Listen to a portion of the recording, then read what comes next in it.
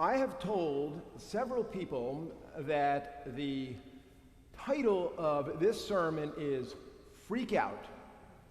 And everybody responds in the same way, which is freak out, remembering, as you may, the disco funk hit from the 70s.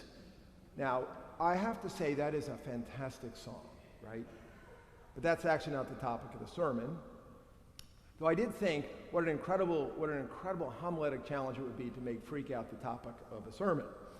No, the freak out I'm talking about is the slang term for freaking out when you are completely overwhelmed, and the sermon is about everything that we can learn from the disciples freaking out. Now, we're all clear about this. The disciples are freaking out in the gospel that was read this morning.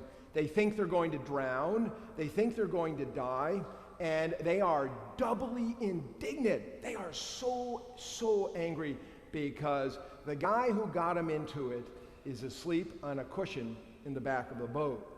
And they go to him and they say, "Teacher, do you not care that we are perishing?"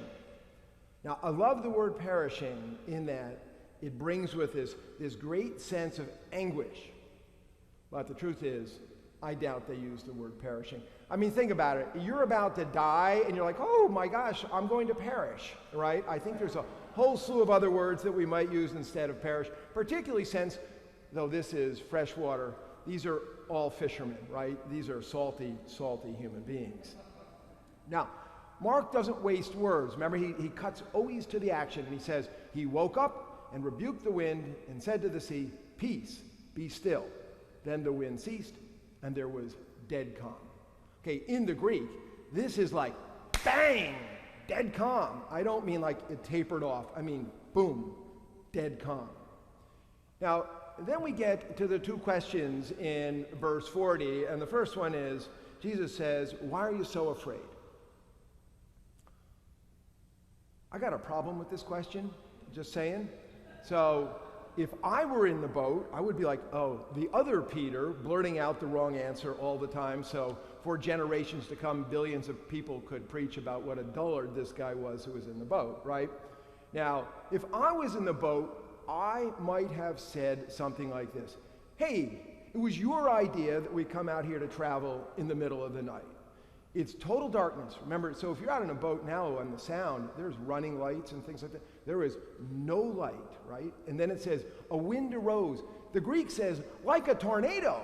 A tornado arose, the sea is raging, the boat is rocking, right? They're taking on water. It's starting to get swamped. They think they're going to drown and have a miserable death. And you're asking, why am I so afraid? I might say, because we're normal people. And then Jesus drops on the "O ye of little faith" line, right? Have you still no faith? Now, those of you who study the scriptures know that the disciples in Mark's gospel never, ever know what's going on. We, the reader, know what's going on. The disciples never know what's going on. They are dumb as stones, okay? And I have to say, if I was one of them, I would be the leading dumb as a stone, right? I would have been right there with them. And if I got the question, "Have you still no faith?" I would have said, "Are you kidding me?" Right? Because what have the disciples seen so far? They have seen, right from the start, that Jesus teaches with authority. The word in the Greek for authority is out of his being. So Jesus teaches out of his being, right? His divine being. He doesn't teach like others who have gotten their knowledge this way, right? Knowledge that comes in and then comes out. Jesus' knowledge is an inside-out knowledge. That is the authority with which he teaches. They've also seen him heal. Remember right there in the first day, he heals St. Peter's mother-in-law. St. Peter's mother-in-law is the first disciple. She rises out of bed and serves Jesus. She's the first one. They've also seen him cure the leper. They've also seen him cast out demons. Remember the story where there is a man with an unclean spirit who's in their synagogue, and Jesus speaks to the unclean spirit, speaks to the demon, and rebukes the demon and says, "Be silent, come out of him." Sounds like what he said to the sea, right? And then the question of faith. If we read the gospel, the word faith has only appeared one other time in the gospel. right? And that's that incredible story, such a fantastic story, where Jesus is at home. He's in the home, Peter's home. But these homes are small, right? They're only as big as stones can be built in a square, and then wood can go across, and then thatched, and they rip the thatch apart, and they drop the man who's the paralytic down onto the floor. And Jesus sees this, and it says, when Jesus saw their faith, he said to the paralytic, "Son, your sins are forgiven." And the paralytic gets up and walks. But that's the only time this question of faith has come up. Back to the boat. But this stilling of the storm, right, this is a totally different category. This is next level. And how could they have ever seen this coming? Now, most sermons, I've been preaching nearly 30 years, but most sermons, right, go on these two sentences: why are you so afraid, and have you still no faith? And here's the summary of the sermon. Next time you hear it, you go, oh, I know what's coming.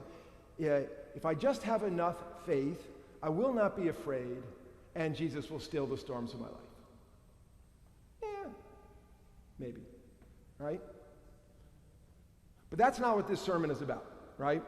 And that's actually not what the passage is about, and that is not the experience of the disciple, right?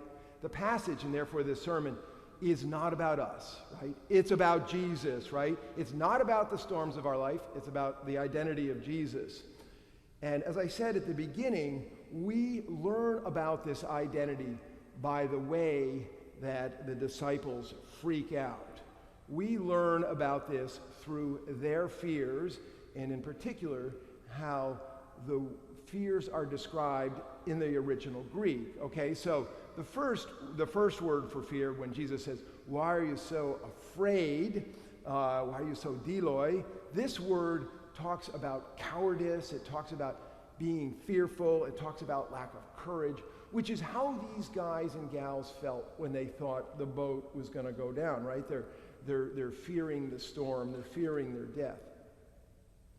But the second word for fear in Greek is translated as awe, and in the scriptures today it comes to us, and they were filled with a great awe.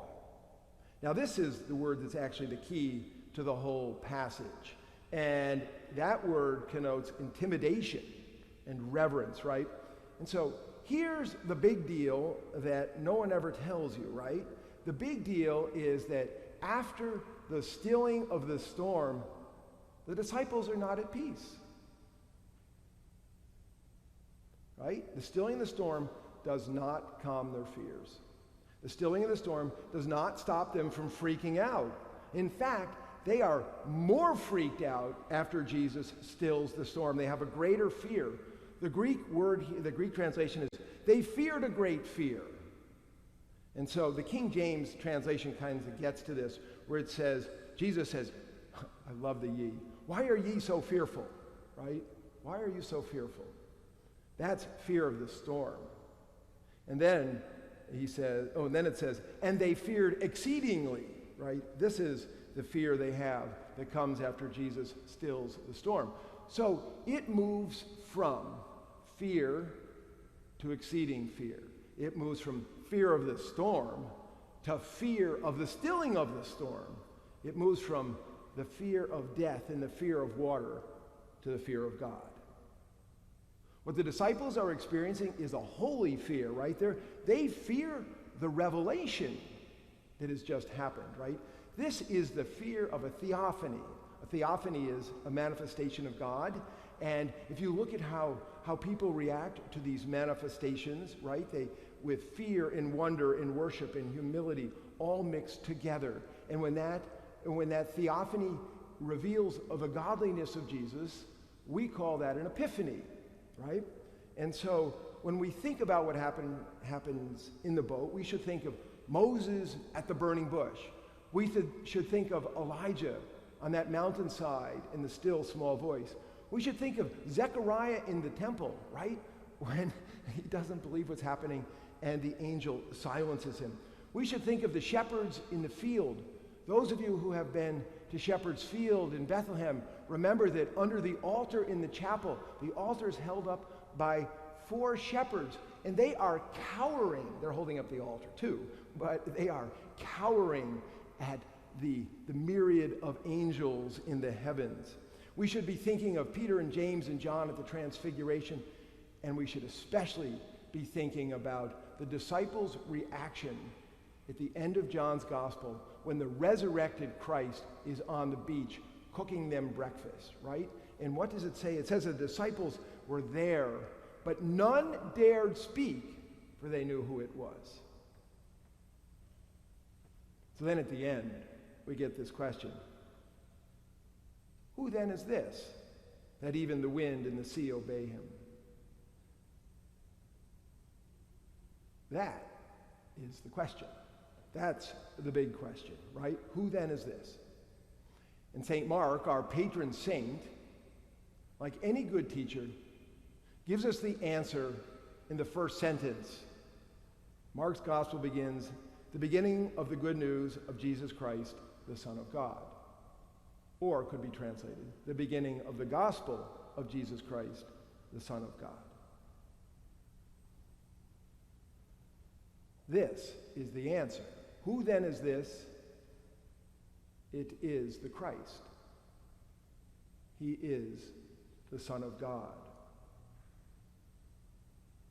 Now you'll notice in the passage, that's not where the disciples are, right? When they wake him up, they call him teacher. They call him rabbi. During the whole gospel, the disciples are trying to figure out this question, who is this?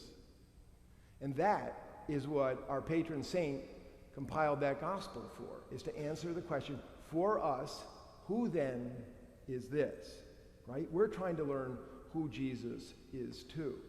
So perhaps the challenge of this passage is not, do you have faith that Jesus will calm the storms of your life?